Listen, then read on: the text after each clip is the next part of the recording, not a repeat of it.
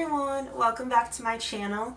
If you haven't already, please subscribe to my channel. It would mean so much to me. I'm trying to hit 100 subscribers by the end of the year. So as some of you may know, this month is Suicide Prevention Month, and this is a topic that is really important and also personal to me. And so today I want to share my story of what I've gone through so that I can hopefully help others who are going through similar things and just spread awareness about this topic. I feel like it's not talked about enough, and it's something that is affecting more people than ever. So I'm wearing a shirt that says joy comes in the morning, and I actually bought this from Elevated Faith. So unfortunately they don't sell this shirt anymore, but they have tons of other cute clothes that have Bible verses and just reminders of God's promises all over them. So if you want to buy anything from the store, make sure to use my discount code MJ15 for 15% off. I love this shirt because it reminds me of God's promise. And in Psalm 35 it says, "Weeping may last a night, but joy comes in the morning." And I think that's just such a beautiful reminder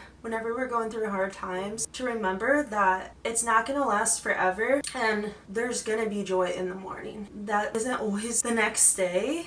It's rarely happens that quickly. It takes time, but things will get better with time. So it all started in 2022. I was in a long-term relationship and we were living together. Everything for the most part was going pretty well. There wasn't anything terrible that happened. We were really close and we were best friends. Overall, our relationship was really great for the most part. Winter of 2022, probably after Christmas and all of the holiday stuff, I started to feel the winter blues. I don't know, I just felt kind of down. Like there wasn't much going on. It was dark and gloomy outside and the snow, and summer is my favorite season. I absolutely hate winter. So I was just kind of like, here we go again, snow, you know? Which if you live somewhere warm, you're probably like, oh my gosh, snow. But if you've lived in Michigan your whole life, you're like, snow, yay. So I was kind of frustrated and I really wanted to move somewhere warmer or like somewhere with more sunshine. So I asked my boyfriend at the time,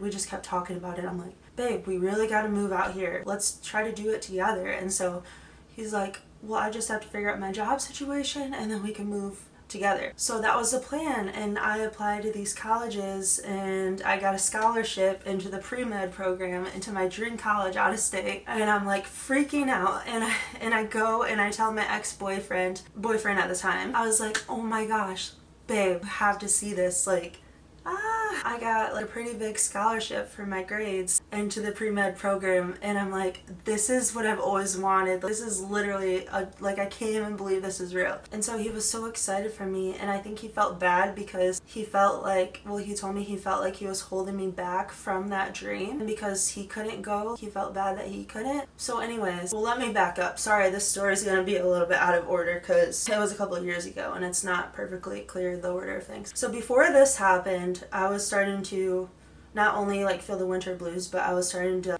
have, I would say there were more like passive suicidal thoughts, like, I just kind of wish that I wasn't here anymore. I just don't like my life. I was just kind of over my life. And it was also really hard, I forgot to mention, because at the time, my boyfriend and I, we were literally talking about marriage. We were, talking about engagement. We were to that point in our relationship where we were wanting to get engaged soon. And my boyfriend had already started custom designing the ring on his computer, so that just made everything so much harder because we were in a very committed relationship working towards marriage. Anyway, so before all this happened, because the college exception thing happened probably like May.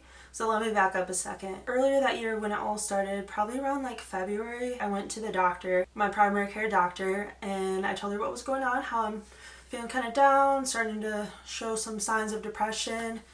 They did the, whatever it's called, screening, and I apparently had severe depression according to their scales. And so she's like, it's winter time. A lot of people get seasonal depression. It's really common. Your vitamin D levels are low. Let's take some vitamin D and let's try like a low dose of an antidepressant and see what it does. So I started taking an antidepressant and the vitamin D, and I felt a little bit better, I would say. I didn't feel as depressed anymore, but I still had very low energy levels, and I'm talking like extremely low. Like I was sleeping all the time. This is part of the reason my boyfriend and I broke up. When I wasn't at work and I was working part-time at the pharmacy at the time because all of my health, I was also going through my physical health problems too. So when I wasn't at work, I was supposed to be getting stuff done around the house. Like that's the agreement that my boyfriend and I made. And instead of doing that, I would fall asleep, and I would literally sleep like all day. My boyfriend would come home from work and I would still be asleep. Like I wasn't trying to be lazy. I was literally just that tired. Like, I would wake up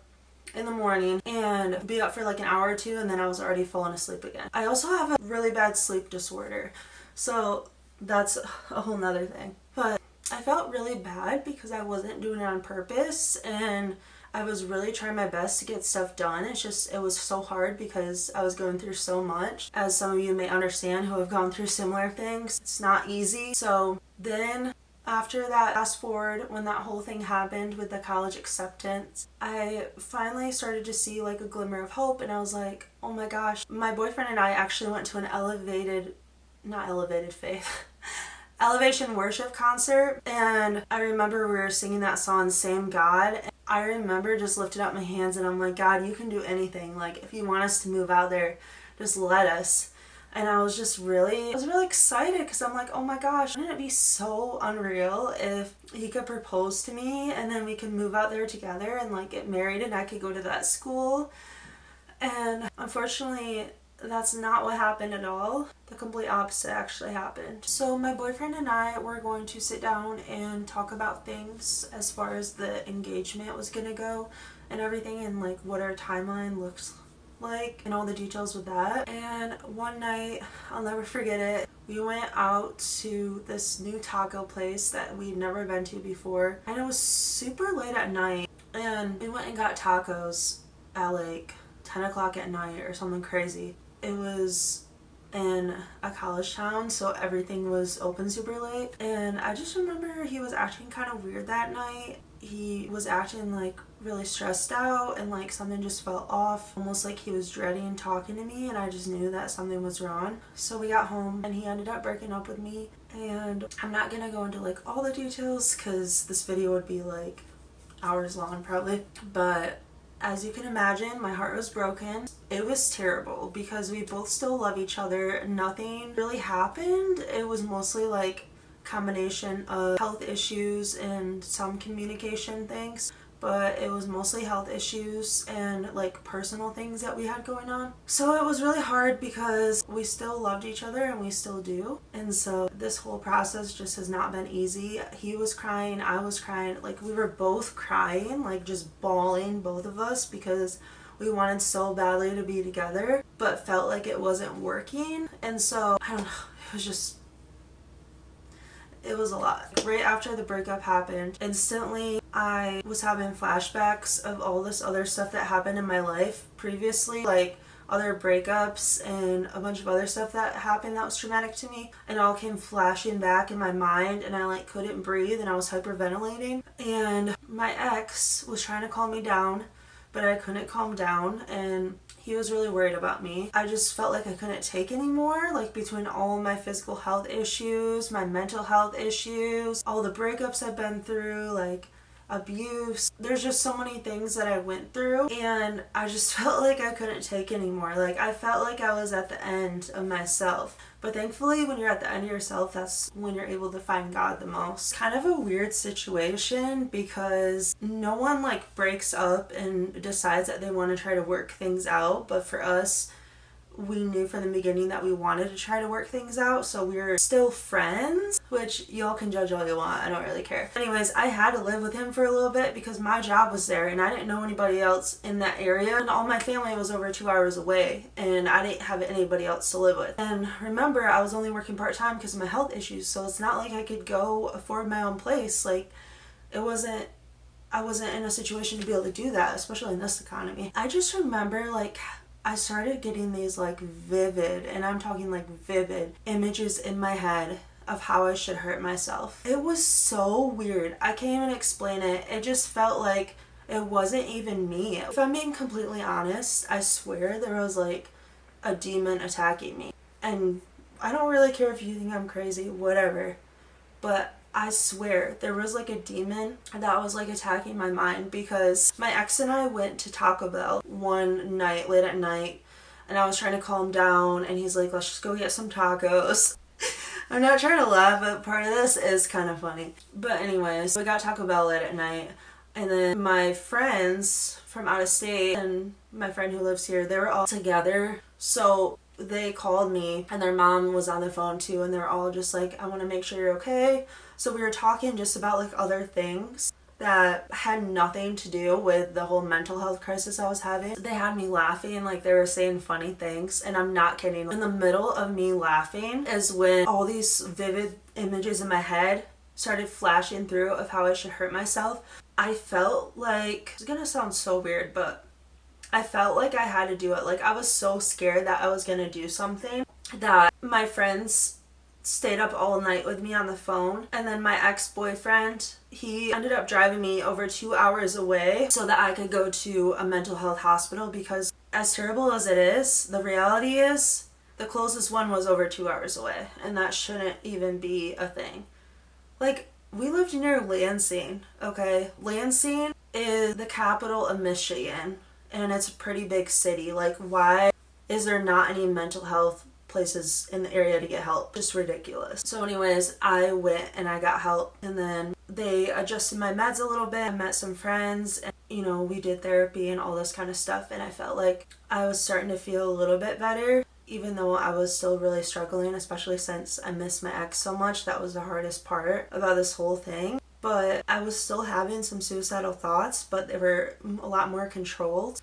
And so they let me leave. I also forgot to mention that before my ex drove me to the hospital and everything, I had cut myself on my hand, and it was so unreal because I have never in my life struggled with self-harm like that ever. Like, I've never cut, I've never done anything. And so there was like, I'm not kidding, like I said, mentioned before, there was like a demon telling me to do stuff.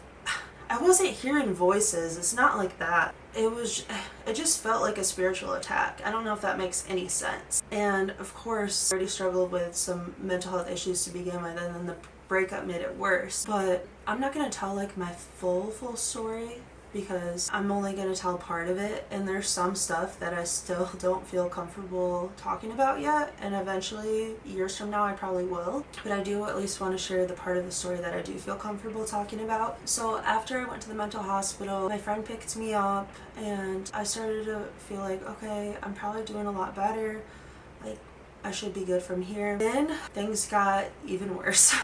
So my sister invited me to come live with her down in Texas, and she was due for her first baby at the time, my now 2-year-old nephew, and I don't know if you can hear it in the background, but it just started downpouring. I was kind of excited because I've always wanted to live in Texas and live somewhere warmer like that, and so it was something to look forward to. But I'll never forget, and part of this is going to be in my book that I'm writing as well, because this is just absolutely insane. On my way to work, I was working at a pharmacy at the time, and on my way to work, I'm not even kidding you, a week before I was supposed to leave for Texas, my car brakes. Like, it literally was not working. It wouldn't accelerate, and I had no idea like what was going on with it. And my car broke, my boyfriend broke up with me, and there was a bunch of other stuff that happened too. And literally everything was just falling apart. And I remember just bawling in my car. And I'm like, God, what is going on right now? Like, if you're real, I need you to show up, because this is a disaster. And I remember going through a drive-thru, grabbing something to eat on my lunch break. And I just started crying again. And I'm like, God, I started to realize that I didn't want to go live with my sister in Texas. I just didn't want to go, and I felt pressured to go, and I didn't want to live with my parents either, and I didn't want to do anything else. And I just felt trapped, and I felt like I had no options. All I wanted to do was stay with my boyfriend, but I couldn't. And so I felt like I had no way out, and the only way out was to myself. So I started to feel extremely suicidal again. And I remember a couple days later, I was taking my pharmacy exam to be a tech. Well, I already was a tech, but I was taking like the exam to become certified. And I'll never forget this. This lady, I'm in the front of the office of the store and the pharmacy's in the back, and I'm in the office of the manager's office, and I'm taking an exam for the pharmacy. And this lady walks in and she knocks on the office door, and I am in the middle of a pharmacy exam, and she knocks on the door, and so I'm like, okay, like, I open the door and I'm like, yeah, like, how can I help you? And she goes, can I please speak to the manager here? And the manager was like, it was a pretty small store, so like, I was like, yeah, let me go find her. But then she's like right behind me, so she's like, hi, I'm the manager, like, how can I help you? So I'm like, okay, she's got it under control. So I went back into the office and shut the door and continued my exam. Not to mention, guys, this is a timed exam and these people are interrupting me, okay? Next thing I know, the lady and the manager come barge back into the office when I'm in the middle of an exam. Like, what the heck are you guys doing? And I hear the lady, like the customer, she takes out her phone, and the manager's looking at her phone, and I see the customer point to her phone, and she's like, that's it, that's her. And me being nosy, I swivel around in my chair, and I'm like, what's going on? If you don't mind me asking. She's like, oh, this girl in this picture, I saw her in an article online, and was she like caught stealing from stores or something? And I looked at the picture, and then I looked out into the store, and it did look like the same exact lady, same haircut, same glasses, weight, height, like hair color, like everything looked the same. And I'm like, that's crazy. But then this customer, this was just like so unexpected.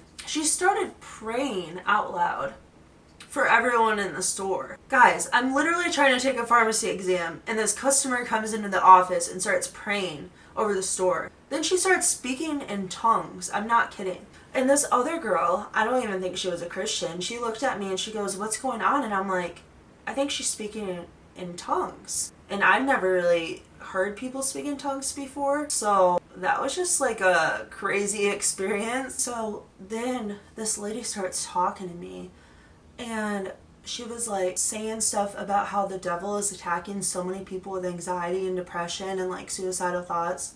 And there's no way she could have known that's what I was going through. Like, I was, you know, being my bubbly, happy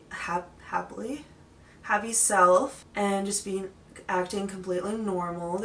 There's no way she could have been able to tell that I was depressed and I was suicidal. There's just no way. She knew nothing about me. And then I just told her, all I said was, I have a lot of health problems going on, physically and mentally, and she's like, let me pray over you. So she literally prayed over me, okay, this stranger in my store. And I was like, this is crazy, because I had prayed to God just like a day before that something, wait, you guys. So this was the exact same day that my car broke down. I got this completely mixed up. So I was going to work that day, but I was going to take the exam. So the day that I was crying and telling God, like, please give me a sign, this is the same day that this lady came into the store. Sorry if I'm confusing you guys. But anyways, this lady, she prayed for me, and then I think she just asked me like my first name, and I told her, and she told me her first name, and she pretty much just said like, stay strong in the Lord, and then she left. Well, then a couple days later I go into work, and by that point I had already passed my exam, and the manager at the front of the store is like, hey Mackenzie, someone left you some mail. And I'm like, what do you mean mail? She's like, someone left you a package. I'm like, what? This is literally so weird, guys. If you don't believe in God, this should make you believe in God, because I literally prayed for something to happen and then it did. So they were like, yeah, someone left you mail. So they give me the package, and I look, and there's the lady's name on it with her phone number, and it says to me. And I open it, and it's a book, guys. She gave me a book. Then there's also a Bible verse. I don't remember the exact verse, but I think it was like, fear not, for I am with you, or something. But the book is Mike Lindell. It was his story. He wrote a book about his story, and it's called What Are the Odds? And oh my gosh, guys, I literally started crying when I was reading it, because he went through so much. And if you haven't read that book, please do, especially if you're struggling with this stuff. Like, I seriously think that it will help you and encourage you. Anyways, so I prayed for a sign to keep going, and God gave me that sign. And so I was so thankful. And it worked out because my parents were actually going to be going down to Texas too to meet my nephew. So I was able to ride with them, and then we had to like rent a trailer. And then once we got down to Texas, I had to buy a new car. So I just waited till I was down there to buy it. So anyways, being in Texas, it felt like a fresh start, and it was just fun. It was really sunny and warm, and that definitely helped. And then being with my nephew who was just born, it was really nice being able to see him and my family. But even after all of that, I was still struggling when I was down in Texas. So every week I would go to church and I would get prayed over for my mental and my physical health conditions. I was still struggling with my physical health a lot, and that actually had a huge impact on my mental health. So I can make another video about my POTS diagnosis story because I really want to do that, but this video is focusing on mental health and suicidal thoughts, so I'm not going to go too much in detail, but I will just say that I was in severe pain, dealing with muscle weakness problems, feeling like I'm going to pass out, super high heart rate, low blood pressure, chronic headaches and migraines, chronic fatigue, like so many different things. I was having shooting pains throughout my body, numbness that couldn't be identified. I went to the emergency room. I was having I couldn't feel my feet, legs, arms, and hands for 3 days, and I went to the emergency room and they just pretty much said there's nothing we can do, and they didn't even do any tests. So, well, they said you need to get into a neurologist, so that's a whole nother story. But I'm not gonna lie, you guys, when I was getting prayed over at church, I had so many doubts. Is God really gonna heal me? I know I'm getting prayed over by these people, but it just seemed more like something that I should do versus something that I truly believed. I said this in one of my other posts, but it's almost like I can believe healing for other people, but I have a hard time believing healing for myself and believing that God will answer prayers for me, even though I believe he'll answer them for other people, if that makes any sense. So then I got a job at a pharmacy down in Texas, really close to my sister's house, and I was super excited about it.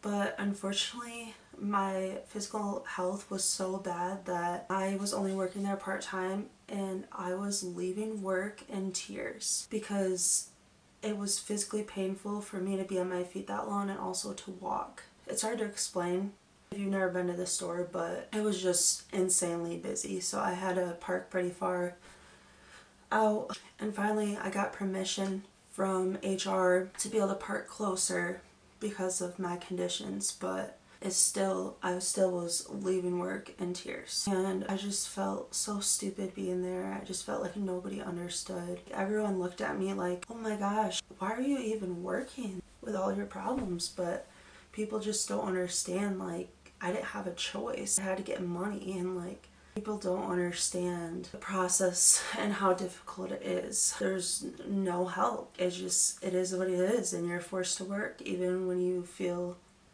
like this awful every single day. So anyways, I was trying my best, but I was miserable because my body couldn't handle my job, and I didn't know what to do. And to be honest, my body couldn't really handle any job. So getting prayed over at church, then April 20th of 2023, I got into a car accident. I was really struggling, and I was in the middle of a manic episode, so I wasn't thinking clearly while I was driving, but I had no idea that I even had bipolar disorder until after this event. My sister had to come get me. I was actually an hour away from her house when I got into the accident. I was all the way in Fort Worth, Texas when I got in my accident, and she was almost an hour from there. So she came and got me, and then... Hi everyone, I'm finally back.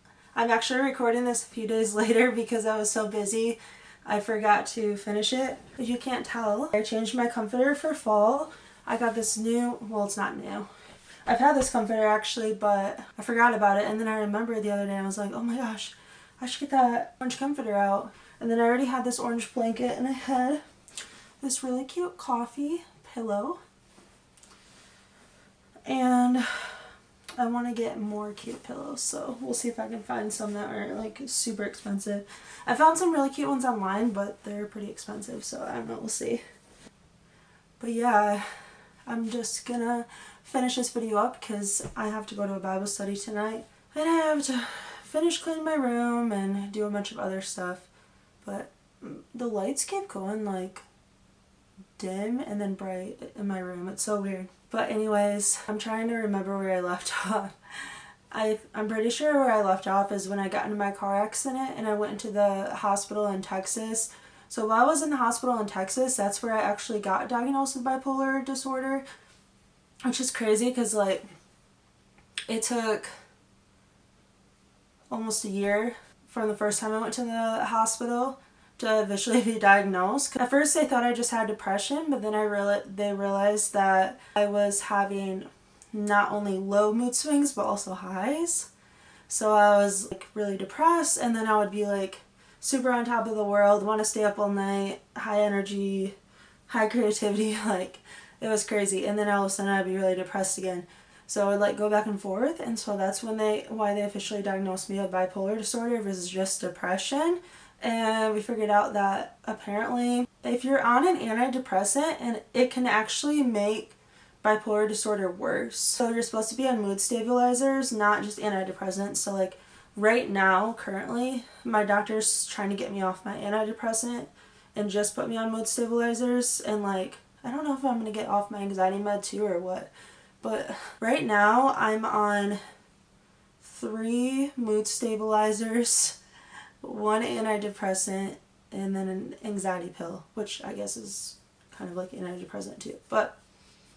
And then I'm on 2 medicines for my heart and my blood pressure. So I'm on a lot of meds, but they're trying to reduce the amount of meds that I'm on. So after I was diagnosed with bipolar, things were still pretty rough for a while because I had to try a bunch of different meds, and it's taken a long time for me to figure out what has worked for me.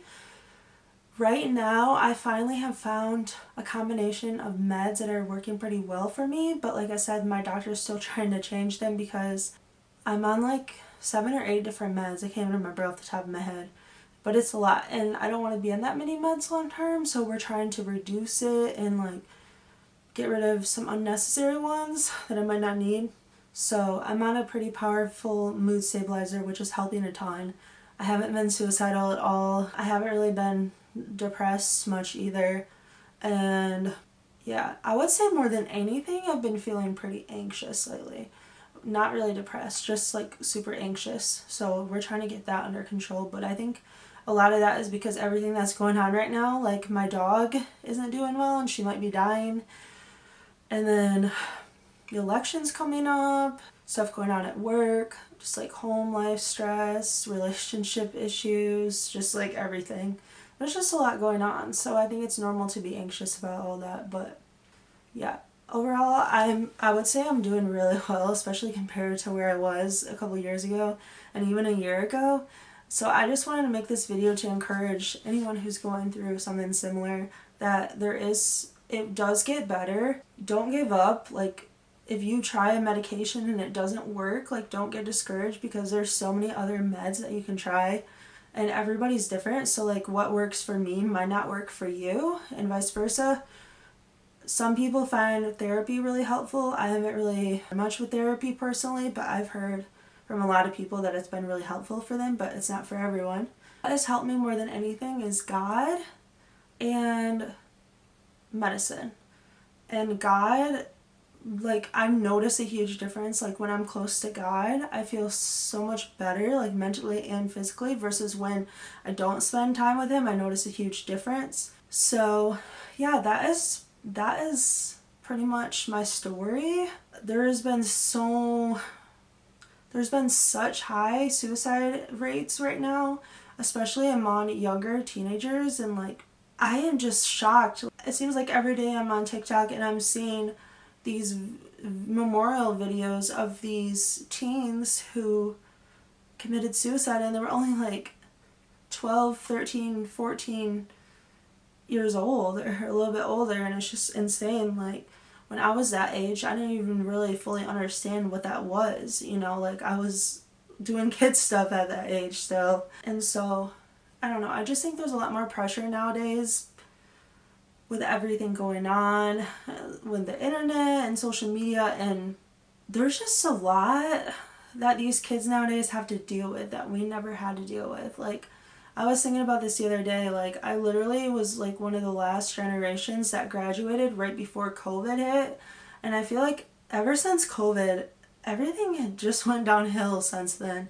So I'm really grateful that I graduated before all that, and like now, like, there's all this stuff that they're pushing on these children in school, and there's school shootings, and there's bullying, more bullying going on, I would say probably than before, because the suicide rates have been so high. But then there's also mental health going on. But the reason I was saying that is because of online bullying and stuff that never used to be a thing. And I feel like maybe it might be worse in some ways because people will share videos and make fun of people online, and that gets shared everywhere. So I feel like that could definitely really negatively impact someone's mental health and make them feel that way. But yeah, I just want to let all of you know that you're so loved and your life has a purpose. And even if you don't think you have a purpose, you do. And it might not feel like it in the moment, but things are going to get better. And don't give up. If you're trying something and it's not helping, don't give up, because there's so many other things that you can try. And sometimes it takes months, sometimes it takes years, but you will get better if you don't give up. Just keep trying. Spend time with God. If you don't know God, I encourage you to get to know Him. And typically what I do is I pray all throughout the day, like mostly in my head though. And then I also read my Bible. I haven't been the best at reading my Bible lately, but I do read it throughout the day. And then I also have a couple devotionals I read sometimes. And then I listen to sermons throughout the day as well. I typically try to listen to at least one sermon a day, but sometimes two, but it just depends on the day. Sometimes I don't listen to any. So, but I just encourage you to try different things. If something's not working for you, try something else. And if a doctor is not helping you, go to a different doctor. Like, there's so many options. And I just wanted to make this video to let you know that you're not alone if you're feeling this way. And I encourage you to get the help that you need, because it saved my life, and I'm so happy today. Overall, like, I'm so genuinely happy, and I'm excited for the plans that God has for me, and I want you guys to feel the same way, because there's so much more to life than feeling depressed and not being able to get out of bed. There's so much more to life than that. And there's a beautiful world, and I hope that we can all experience a lot of fun things and be able to travel and see the world while we're on Earth, because God has given us this gift of life, and I want us all to enjoy it, and I know He does too. So, alright, I love you all. Please don't hesitate to reach out if you need someone to talk to, and don't forget about the mental health resources that we have. Alright, I'll talk to you all soon.